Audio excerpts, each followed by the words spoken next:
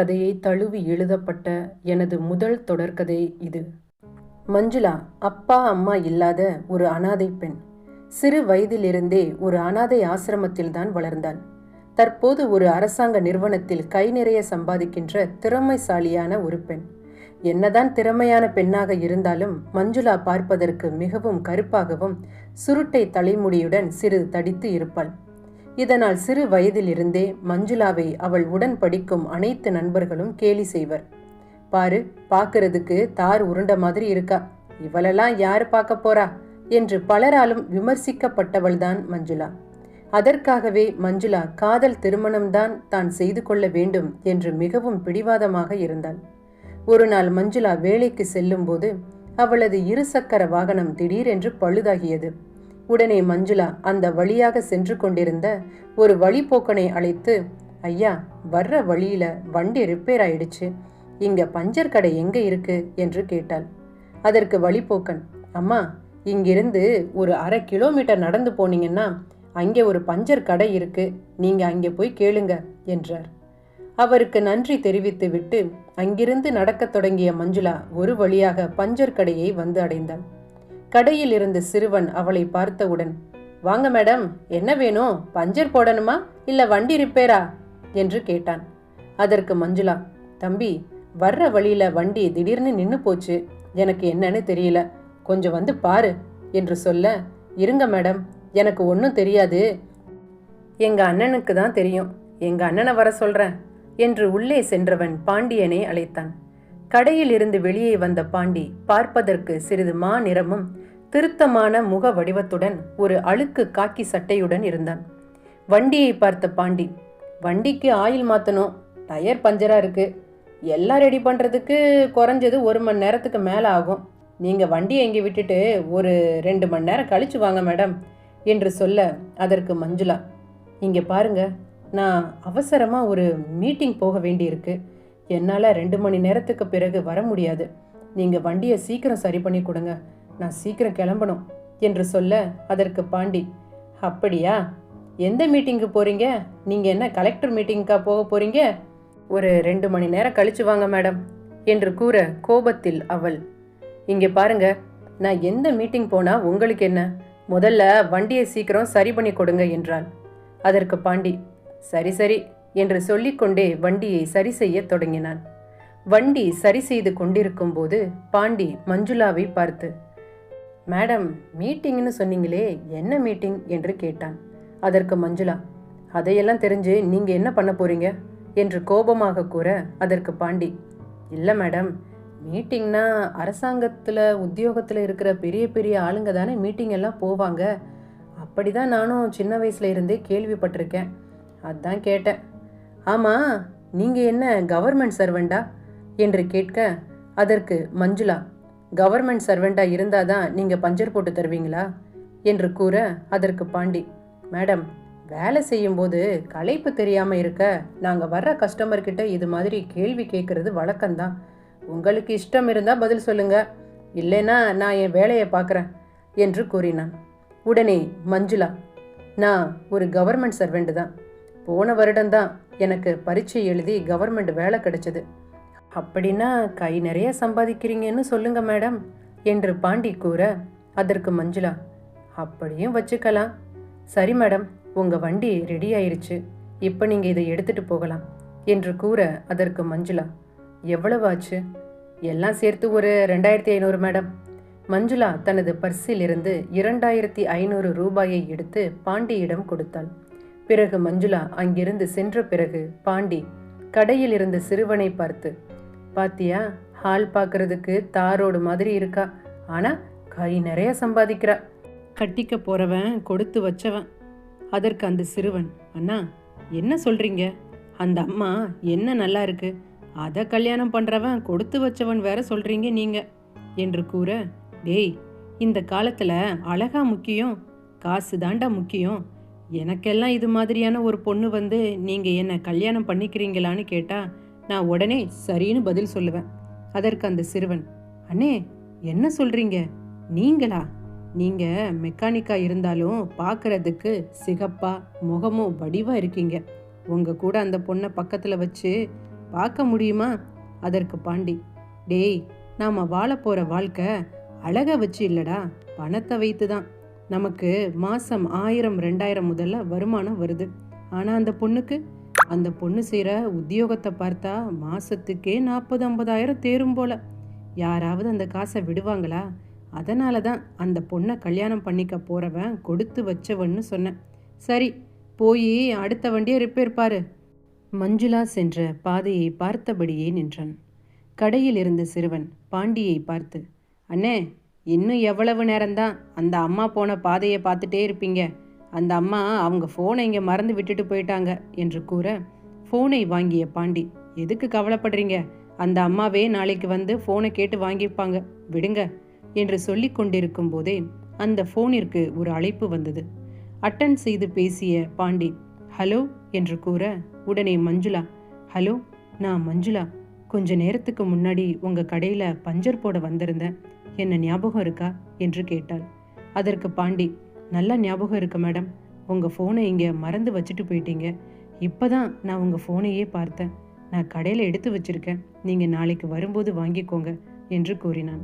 அதற்கு மஞ்சுளா, ரொம்ப தேங்க்ஸுங்க. அந்த ஃபோனில் தான் என்னோட ஆஃபீஸ் சம்மந்தமான எல்லா காண்டாக்டும் இருக்குது. நல்ல வேலை, நாளைக்கு நான் வரும்போது வாங்கிக்கிறேன் என்று கூற, அதனை பார்த்த சிறுவன் பாண்டியை பார்த்து, அண்ணன், ஓ வாய் முகூர்த்தம் பழிச்சிருச்சு என்றான். அதற்கு பாண்டி, என்னடா சொல்கிற? ஆமாம், கொஞ்ச நேரத்துக்கு முன்னாடி தான் இது மாதிரி ஒரு பொண்ணு வாழ்க்கையில் வந்தால் ரொம்ப நல்லா இருக்கும்னு சொன்னேன். இப்போ திரும்பவும் அந்த மேடத்தை நாளைக்கு பார்க்க போற என்றதும் பாண்டி, டேய், நான் யதார்த்தத்தை சொன்னேன்டா. பொண்ணுங்க அழகா இல்லைனா அவங்கள கல்யாணம் பண்ணிக்க கூடாதா? என்ன, அழகானவங்களுக்கு மட்டும்தான் கல்யாணம் ஆகணும்னா இங்கே பாதி பேர் பிரம்மச்சாரியாக தான் இருக்கணும் என்று கூறினான். மறுநாள் அதிகாலையிலேயே பாண்டி தனது கடைக்கு வந்து விட்டான். தனது கடையை திறந்து தனது வேலைகள் அனைத்தையும் ஒவ்வொன்றாக செய்து கொண்டிருந்த பாண்டி கடிகாரத்தை பார்த்தபடியே நின்றான். அதற்கு அந்த சிறுவன், வேலை ஓடுதோ இல்லையோ, கடிகாரத்தை பார்த்தபடியே இருக்கீங்களே என்று கேட்டான். அதற்கு பாண்டி, இல்லடா, இன்னைக்கு அந்த மேடம் வரதா சொன்னாங்க. ஆனால் மணி 10 ஆச்சு, அவங்க இன்னும் வரலையே, அதான். ஓ, சார் மேடம்காக தான் வெயிட்டிங்கா? நடத்துங்க நடத்துங்க என்று சொல்லி கொண்டிருந்த சிறிது நேரத்தில் ஒரு ஆட்டோவில் வந்து இறங்கினாள் மஞ்சுளா. ஆட்டோக்காரருக்கு பணத்தை கொடுத்துவிட்டு திரும்பி பார்த்த மஞ்சுளாவை பார்த்த பாண்டியின் முகத்தில் 1000 பல்புகள் எரிந்த பிரகாசம் தெரிந்தது. மேடம், வாங்க வாங்க, நான் உங்களுக்காக தான் இவ்வளவு நேரம் காத்துக்கிட்டு இருந்தேன். நீங்கள் வருவீங்கன்னு சொன்னீங்க இல்லையா, அதனால தான் இன்னைக்கு காலையிலேயே ரொம்ப சீக்கிரமாக கடையை திறந்து விட்டேன். இருங்க, உங்கள் ஃபோனை பத்திரமா எடுத்து வச்சிருக்கேன் என்று அவளது மொபைல் ஃபோனை கொண்டு வந்து அவளிடம் கொடுத்தான். அதனை வாங்கிய மஞ்சுளா, ரொம்ப தேங்க்ஸுங்க. ஆக்சுவலாக இந்த ஃபோன் மட்டும் இல்லைன்னா எனக்கு ரொம்ப கஷ்டமாக போயிருக்கும். நான் எந்த காண்டாக்டையும் ஒரு டைரியில் கூட எழுதி வைக்கல. உங்களை மாதிரி நல்லவங்க இருக்கிறதுனால தான் இன்னமும் இந்த பூமியில் மழை பெய்யுது என்றாள். அதற்கு பாண்டி, என்ன மேடம், நீங்கள் மறந்து வச்சுட்டு போனதை தானே நான் எடுத்து கொடுத்தேன். இல்லைங்க, எத்தனையோ பேர் அடுத்தவங்க ஃபோனுன்னு தெரிஞ்சதும் கூட ஃபோனில் இருக்கிற சிம்மை கீழே தூக்கி போட்டு அவங்க பயன்படுத்துறது இல்லையா? இப்படி இருக்கும்போது என்னோடய ஃபோனை என்னிடமே மீண்டும் பத்திரமாக கொடுத்தீங்களே, அதுக்கே நான் உங்களுக்கு தேங்க்ஸ் சொல்லணும் என்று கூறிவிட்டு அங்கிருந்து சென்று விட்டாள். 2 மாதங்களுக்கு பிறகு பாண்டி இந்த கடையை நாம் கொஞ்சம் பெருசுபடுத்தணும்டா என்று தன் கடையில் இருந்த சிறுவனிடம் சொல்லி கொண்டிருக்க, அதற்கு அச்சிறுவன், அண்ணே, இந்த கடையை பெருசுபடுத்தியதற்கு அப்புறம் என் சம்பளத்தை கூட்டி தருவீங்களா என்று கேட்க, அதற்கு பாண்டி, முன்ன மாதிரி கஸ்டமர் வரதில்லை, அதனால் எங்கே வருமானம் வருது? பெரிய பெரிய ரிப்பேர் ஆச்சுன்னா அதை தூக்கி குப்பையில் போட்டு ஷோரூமில் புதுசாக ஒரு பைக்கோ காரோ வாங்கிக்கிறாங்க. உலகம் இப்படி போனால் நம்ம பொழப்பு எப்படி போகிறது? நீயே சொல்லு. இந்த கடையை பெருசுப்படுத்தணும்னா நமக்கு கொஞ்சம் பணம் வேணும்டா. அதுக்கு அரசாங்கத்தில் ஏதாவது லோன் கேட்கலாம்னு இருக்கேன். ஆனால் அது எப்படி என்னன்னு எனக்கு ஒன்றுமே புரியலை. லோன் வாங்கினா வட்டி கட்டணும். இது எல்லாம் என்னால் முடியுமா? எனக்கு ரொம்ப குழப்பமாக இருக்குடா என்றான். உடனே சிறுவன், அண்ணே, நம்ம கடைக்கு 2 மாதத்துக்கு முன்னாடி ஒரு அக்கா வந்தாங்களே, வண்டி கூட பஞ்சராச்சு. ஆமாம், அந்த அக்காவுக்கு என்னடா இப்போ? அண்ணே, அந்த அக்கா அரசாங்கத்தில் ஒரு பெரிய உத்தியோகத்தில் இருக்கிறதா சொன்னாங்க. நீ வேணும்னா அவங்க கிட்ட உதவி கேட்டுப்பாரு என்றான். உடனே பாண்டி, டேய், அது எப்படிடா முடியும்? அந்த அம்மா என்னை 2 முறை தான் பார்த்துருக்காங்க. எனக்கு போய் எப்படி அந்த அம்மா உதவி செய்வாங்க? அண்ணே, நீங்களா எதையும் கற்பனை பண்ணிக்காதீங்க. அந்த அம்மாவோட நம்பர் இருந்தா முதல்ல அந்த அம்மாவுக்கு கால் பண்ணி கேளுங்க. அவங்க உதவி செய்வார்களா மாட்டாங்களா என்பதை பிறகு பார்க்கலாம். டேய் சித்தா, எனக்கு தான் அந்த அம்மாவோட நம்பர் தெரியாதே. உடனே சிறுவன், சரி விடு, உனக்கு விதிச்சது அவ்வளவுதான் நினைச்சிட்டு போக வேண்டியதுதான். இருந்தும் பாண்டியனுக்கு மனம் ஆறவில்லை. எப்படியாவது தனது கடையை புதுப்பிக்க வேண்டும் என்ற ஆசை மனதிற்குள் ஓடிக்கொண்டே இருந்தது. மறுநாள் பாண்டி தனது கடையை புதுப்பிப்பதற்காக அரசாங்கத்திடம் லோன் கேட்டு அங்கு அருகில் இருந்த ஒரு வங்கிக்கு சென்றான். உள்ளே சென்றவனுக்கோ, என்ன இது, அம்மாடியோ, இப்படி கூட்டமா இருக்கு? அங்கே இருந்த ஒருவர், சார், உங்களுக்கு என்ன வேணும்? இல்லை, என் கடையை டெவலப் பண்ணணும், அதுக்கு லோன் கேட்டு வந்திருக்கேன் என்று கூற, அப்படின்னா முதல்ல இந்த ஃபார்மை ஃபில் பண்ணி கொடுங்க என்று கூறினார். பாண்டி படிப்பறிவு இல்லாதவன், 5ஆம் வகுப்பு மட்டுமே படித்திருக்கிறான். எல்லாம் இங்கிலீஷில் எழுதியிருக்கு, நமக்கும் இங்கிலீஷுக்கும் ரொம்ப தூரமாச்சே. இங்கிலீஷ் பரீட்சையில் ஃபெயில் ஆயிட்டேன்னு சொல்லி தான் எங்கள் அம்மா என்ன ஸ்கூலுக்கே அனுப்பலை. இப்போ எப்படி இந்த ஃபார்மை நான் ஃபில் பண்ண போகிறேனோ தெரியலையே என்று புலம்பிக் கொண்டே கண்ணாடியின் வழியே நிமிர்ந்து பார்த்தான். கண்ணாடியின் மறுபக்கம் மஞ்சுளா ஒரு நாற்காலியில் அமர்ந்தபடி தொலைபேசியில் பேசிக்கொண்டிருந்தாள். அவளை பார்த்ததும் பாண்டிக்கு தைரியம் வந்தது. உடனே பாண்டி, இது நம்ம கடைக்கு அன்னைக்கு வந்த அந்த மேடமாச்சே என்று கதவை திறந்து கொண்டு அவளது அறைக்குள் சென்றான். அதனை பார்த்த அங்கிருந்த ஒருவர், சார் சார், எதுக்கு சார் மேனேஜர் ரூம்குள்ளே போறீங்க? மேடம் பார்த்தா எங்களை தான் திட்டுவாங்க. முதல்ல வெளில வாங்க சார். போகிறதுக்கு முன்னாடி உள்ள வரலாமான்னு கதவை தட்டிட்டு போகணும் என்கிற மேனஸ் உங்களுக்கு இல்லை? அதை பார்த்த மஞ்சுளா, சரி விடுங்க, அவர் எனக்கு தெரிந்தவர் தான், நீங்க போங்க. உடனே பாண்டி மஞ்சுளாவை பார்த்து, மேடம், நீங்க இந்த வங்கியிலையா வேலை செய்கிறீங்க என்று கேட்டான். அதற்கு மஞ்சுளா, ஆமாம், நான் இந்த பேங்க்ல தான் வேலை பார்க்குறேன். நீங்க என்ன இங்க என்று கேட்க, உடனே பாண்டி, என்னோட கடையை கொஞ்சம் பெருசுப்படுத்தணும், அதனால தான் பேங்க்ல லோனுக்கு அப்ளை பண்ண வந்திருந்தேன். ஃபார்மில் எல்லாமே இங்கிலீஷில் எழுதியிருந்தது. நானும் 5ஆம் கிளாஸு, நமக்கும் இங்கிலீஷ்க்கும் ரொம்ப தூரம் மேடம். இந்த ஃபார்மை எப்படி ஃபில் பண்ணணும்னு தெரியலை. என்ன பண்ணுறதுன்னு தெரியாமல் யோசிக்கும் போது தான் நான் உங்களை இந்த ரூமில் பார்த்தேன். சரி, நம்மளுக்கு தெரிஞ்ச மேடம் ஆச்சேன்னு உடனே உள்ளே வந்துட்டேன் என்று கூற, அதற்கு மஞ்சுளா, உங்கள் ஃபார்மை கொடுங்க, நான் அதை ஃபில் பண்ணி தரேன். ஆமாம், லோனுக்கு அப்ளை பண்ணதா சொல்லியிருக்கீங்களே, எவ்வளவு ரூபா என்று கேட்டான். 2 லட்சம் ரூபாய் இருந்தால் மட்டும்தான் என்னோட கடையை நான் பெருசுபடுத்த முடியும். 2 லட்சம் ரூபாய் லோன் வேணும். 2 லட்சம் லோன் கொடுக்கணும்னா அதுக்கு ஏதாவது அத்தாச்சி எடுத்துட்டு வந்திருக்கீங்களா? அத்தாச்சியா? அது அப்படியெல்லாம் என்கிட்ட ஒன்றும் இல்லை மேடம். என்ன பாண்டி, எந்த ஒரு அசூரன்ஸும் இல்லாமல் நாங்கள் எப்படி உங்களுக்கு லோன் கொடுக்க முடியும்? உடனே பாண்டி, மேடம், எனக்கு அப்பா அம்மா கிடையாது, அம்மா மட்டும்தான். அம்மா சித்தாள் வேலை பார்க்குறாங்க. நான் இந்த ஒர்க் ஷாப் வச்சுட்டு நடத்திட்டு இருக்கேன். எனக்கு பெருசாக வருமானம் ஒன்றும் கிடையாது. ஏதோ வண்டி யாராவது பஞ்சராகி கொண்டு வந்து பழுது பார்க்க சொன்னால் மட்டும்தான் வருமானமே. சொந்த வீடு கூட கிடையாது, வாடகை வீடு தான். நீங்கள் இப்போது அசூரன்ஸ் கேட்டால் நான் யாருக்கிட்ட போய் இதை கேட்டு வாங்குவது என்று தெரியவில்லையே என்று தனது 2 கைகளையும் பிசைந்தபடி தரையை பார்த்து புலம்பத் தொடங்கினான் பாண்டி. உடனே மஞ்சுளா, சரி சரி, கவலைப்படாதீங்க. உங்கள் அம்மா பேரில் சுயமாக தொழில் தொடங்க போகிறதா சொல்லி அரசாங்கத்திடம் முதல்ல ஒரு பெட்டிஷன் போடுங்க. அதுக்கப்புறம் லோன் கிடைக்கிறதுக்கு வாய்ப்பு இருக்குது. அதை தவிர வேற எந்த ஒரு வழியும் இல்லை. மேடம், நீங்கள் சொல்கிற மாதிரி பண்ணுனா எனக்கு அந்த 2 லட்சம் கிடைக்குமா? பார்க்கலாம் பாண்டி, ஆனால் கிடைக்கிறதுக்கு வாய்ப்பு இருக்குது. அதற்கு பாண்டி, மேடம், எனக்கு இந்த ஊரில் தெரிஞ்சவங்க சொந்தக்காரங்கன்னு யாரும் கிடையாது. எங்ககிட்ட காசு பணம் இல்லைன்னு சொல்லி சொந்தக்காரவங்க கூட எங்களை தரக்குறைவாக தான் பார்க்குறாங்க. எனக்கு தெரிஞ்ச ஒரே படித்த கவர்மெண்ட் உத்தியோகத்தில் இருக்கிற ஒரு ஆள் என்றா அது நீங்கள் மட்டும்தான். நீங்கள் மனசு வச்சா கண்டிப்பாக எனக்கு இந்த லோனை வாங்கி தர முடியும். இந்த ஏழைக்கு கொஞ்சம் கருணை காட்டுங்க மேடம்.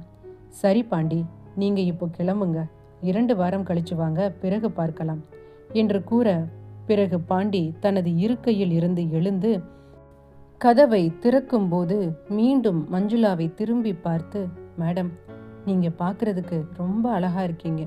உங்களை கல்யாணம் பண்ணிக்க போறவங்க ரொம்ப கொடுத்து வச்சவங்க என்று கூறினான். அதை கேட்டவுடன் மஞ்சுளாவிற்கு, என்ன என்ன என்ன சொன்னீங்க பாண்டி? உங்களை கல்யாணம் பண்ணிக்க போறவரு ரொம்ப கொடுத்து வைத்தவர் என்று சொன்னேன். என்ன கல்யாணம் பண்ணிக்க போறவரு கொடுத்து வைத்தவரா? நான் என்ன அவ்வளவு அழகாவா இருக்கேன்? அதற்கு பாண்டி, மேடம், அழகு என்கிறது சிகப்பு நிற தோலையும் நுனிநாக்கில் பேசுகிற இங்கிலீஷ்லேயுமா இருக்கு? ஒருத்தர் மனசு தான் மேடம் அழகு. உங்கள் மனசு ரொம்ப சுத்தம். என்னை பொறுத்த வரைக்கும் நீங்கள் ரொம்ப அழகானவங்க. உண்மையாகவே உங்களை கல்யாணம் பண்ணிக்க போறவர் ரொம்ப கொடுத்து வச்சவர் என்று சொன்னவுடன் ஒரு தலையாக இருந்த காதல் அடுத்த கட்டத்திற்கு முன்னேறி சென்றது. அன்று முழுவதும் மஞ்சுளா பாண்டி சொன்ன அந்த ஒரு வார்த்தையை நினைத்து கொண்டே இருந்தாள். பிறகு தனது ஆசிரமத்திற்கு சென்ற மஞ்சுளா அங்கிருந்த தனது ஆசிரியை தனத்தை பார்த்து, சின்ன வயசுல இருந்தே என்ன பாடி ஷேமிங் பண்ணவங்க தான் அதிகம். என்னோட நிறத்தை பார்த்து, என்னோட உடம்பை பார்த்து என்னை யாராவது இப்படி சொல்ல மாட்டாங்களான்னு நான் ஏங்கி இருக்கேன். ஆனால் இன்றைக்கு அதே வார்த்தையை ஒரு ஆண் என்கிட்ட சொல்லும்போது நான் அடையிற சந்தோஷத்தை வெளிப்படுத்தவே முடியல. என்னோட மனசு இன்னைக்கு ரொம்ப நிறைஞ்சிருக்கு என்றாள். அதை கேட்டவுடன் ஆசிரியை தனம், மஞ்சுளா, அந்த பையன் என்ன படிச்சிருக்காரு என்று கேட்க, அதற்கு அவள், பெருசா ஒன்றும் படிக்கல, 5ஆம் வகுப்பு தான் படிச்சிருக்காரு. அவங்க குடும்பம் எல்லாம் எப்படி? அப்பா கிடையாது, அம்மா மட்டும்தான். பையன் என்ன வேலை பார்க்குறாரு? அவர் ஒரு மெக்கானிக், சின்னதாக ஒரு மெக்கானிக் ஷாப் வச்சிருக்காரு. அனைத்தையும் கேட்ட தனம், மஞ்சுளா, நீ அப்பா அம்மா இல்லாமல் வளர்ந்த ஒரு பொண்ணு. நாளைக்கு உனக்கு திருமணம் நடந்தா திருமணத்தில் ஏதாவது பிரச்சனை தகராறுனா தட்டி கேட்பதற்கு யாரும் உனக்கு இல்லை. நீ நல்லா படிச்சவ, கை நிறைய சம்பாதிக்கிற. நீ உன்னோட தகுதிக்கு ஏற்றாற் போல ஒரு மாப்பிள்ளையை தேர்வு செய்வது தான் சரி. யாரோ ஒருத்தர், அதுவும் 2 முறை தான் பார்த்திருக்கேன்னு சொல்ற. ஏதோ ஒரு வார்த்தை உன்னை கல்யாணம் பண்ணிக்க போறவங்க கொடுத்து வச்சவர்னு சொன்ன அந்த ஒற்றை வார்த்தையை நம்பி உன்னோட வாழ்க்கையை நீ பணயம் வைக்கணுமா? கொஞ்சம் யோசிச்சு முடிவு பண்ண மஞ்சுளா என்றதும் மஞ்சுளாவிற்கு சுளீர் என்று கோபம் வந்தது. சின்ன வயசுல இருந்தே என் கூட படிக்கிற ஃப்ரெண்ட்ஸ் எல்லாரும் என் மூஞ்சிய யாரு பாப்பா, இவளுக்கெல்லாம் கல்யாணம் ஒரு கேடா, இவளை யாராச்சும் லவ் பண்ணுவாங்களான்னு கேவலமா பேசியிருக்காங்க. ஆனா இன்றைக்கு ஒருத்தன் என்னோட மனசை பார்க்கறான், என்னோட சேர்ந்து வாழ்ந்தா நல்லதுன்னு நினைச்சிருக்கான். அதனாலதான் அவனோட வாயில இருந்து அப்படி ஒரு வார்த்தை வந்திருக்கு. அது உங்களுக்கு பொறுக்கலை போல. என்னடா இவளுக்கு லவ் மேரேஜா அப்படிங்கிற எண்ணம் தான். ஐயோ மஞ்சுளா, நீ என்னை தப்பா புரிஞ்சுக்கிட்ட. நான் உங்களை சரியா தான் புரிஞ்சிருக்கேன். எனக்கு கல்யாணம் ஆகக்கூடாது, அதுதானே உங்க எண்ணம் என்றதும் தனம், இங்கே பாரு, உனக்கு கல்யாணமாக கூடாதுன்னு நான் சொல்லலை. ஆனா உன்னோட வாழ்க்கைய ஒரு நல்லவன் கிட்ட ஒப்படைக்கணும்னு சொல்றேன். திருமணத்துல அவசரப்படுறது ரொம்ப பெரிய தப்பு மஞ்சுளா. இது ஒன்றும் திருக்குறள் இல்லை, 2 வரியில் முடிக்க வாழ்நாள் முழுக்க தொடர வேண்டிய ஒரு பந்தம் என்று தனம் எவ்வளவோ அறிவுரை கூறியும் மஞ்சுளாவின் காதிற்கு அது ஏறவில்லை. திருமணமாக கூடாது என்ற கெட்ட எண்ணத்தில்தான் ஆசிரியை அவ்வாறு கூறுகிறார் என்று நினைத்தபடி மஞ்சுளா அங்கிருந்து கோபமாக சென்று விட்டாள். அதனை பார்த்து அங்கிருந்த மற்றொரு ஆசிரியை, என்ன ஆச்சு தனம், ஏன் அந்த பொண்ணு இவ்வளவு கோபமா போறா என்று கேட்க, அதற்கு தனம், நல்லது எடுத்து சொன்ன, பிடிக்கல.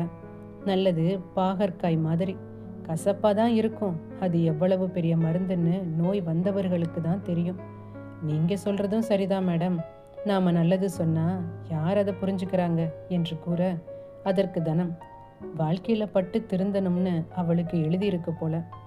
அங்கிருந்து சென்ற மஞ்சுளா நேராக பாண்டியன் கடைக்கு சென்றாள். பாண்டி, நான் உங்ககிட்ட தனியா பேசணும். நீங்க இன்னைக்கு ஈவினிங் ஃப்ரீயா இருப்பீங்களா என்று கேட்க, அதற்கு பாண்டி, என்ன மேடம், ஏதாவது முக்கியமான விஷயமா? ஆமா, ரொம்ப முக்கியமான விஷயம்தான். நீங்க பக்கத்துல இருக்கிற பார்க்குக்கு மறக்காம ஈவினிங் 6 மணிக்கு வந்துருங்க. நான் உங்களுக்காக அந்த பார்க்கில் காத்துக்கிட்டு இருப்பேன். மஞ்சுளா அங்கிருந்து சென்ற பின்பு சித்தா வண்டி, அண்ணே எனக்கு என்னமோ அந்த அக்காவும் உன்னை லவ் பண்ணுதுன்னு நினைக்கிறேன். அதோட லவ்வை சொல்ல தான் உன்னை அந்த பார்க்குக்கு கூப்பிடுதுன்னு நினைக்கிறேன். உடனே பாண்டி, என்னடா சித்தா சொல்ற? ஆமாண்ணே, நீ ஒரு சாதாரண மெக்கானிக். அந்த அம்மா பேங்க்ல மேனேஜரா வேலை பார்க்குறாங்க. அவங்க உன்கிட்ட பேசுகிற அளவுக்கு முக்கியமான விஷயம்னு என்ன இருக்கு? அவங்க ஸ்டேட்டஸ் எங்க, நம்ம ஸ்டேட்டஸ் எங்க? நீயே கொஞ்சம் யோசிச்சு பாரு. அந்த அம்மா ஒரு முக்கியமான விஷயம் ஒன்று சொல்லும்போது அவங்க கண்ணில் ஒரு பவர் இருந்தது. எனக்கென்னமோ அந்த அக்காவும் உன்னை லவ் பண்ணுறாங்கன்னு நினைக்கிறேன். நீ மறக்காம இன்னைக்கு ஈவினிங் அந்த அக்கா சொன்ன இடத்துக்கு போ. போகும்போதே இப்படியே இந்த அழுக்கு சட்டையோட போகாத. நல்லா குளிச்சு ஒரு நல்ல ட்ரெஸ் போட்டுட்டு போ என்றான். பிறகு சூரியன் மறைந்து கொண்டிருந்தது. அந்த மெல்லிய காற்றும் மேக அலைகளும் ஒன்றன் பின் ஒன்று பின்னிக் கொண்டு இருந்த வேளையில் மஞ்சுளா பாண்டிக்காக அந்த பார்க்கில் காத்து கொண்டு நின்றாள். பாண்டி மஞ்சுளாவை பார்ப்பதற்காக புதிய ஆடை ஒன்றை உடுத்தியபடி மஞ்சுளா சொன்ன இடத்திற்கு சென்றான். அங்கே, என்ன மேடம், முக்கியமான விஷயம் பேசணும்னு சொல்லியிருந்தீங்க. ஆனால் நான் வந்ததுல இருந்து நீங்கள் ரொம்ப அமைதியாக இருக்கீங்க, எதுவும் பேசலை. பாண்டி, உங்ககிட்ட நான் இதனை எப்படி சொல்கிறதுன்னு தெரியல. எனக்கு முன்ன பின்ன இதெல்லாம் பழக்கம் இல்லை. உடனே பாண்டிக்கு கண்டிப்பாக இந்த பொண்ணு நம்மளை லவ் பண்ணுதுன்னு, அவளோட லவ்வை சொல்கிறதுக்கு தான் நம்மளை இந்த பார்க்குக்கு வர சொல்லியிருக்கா.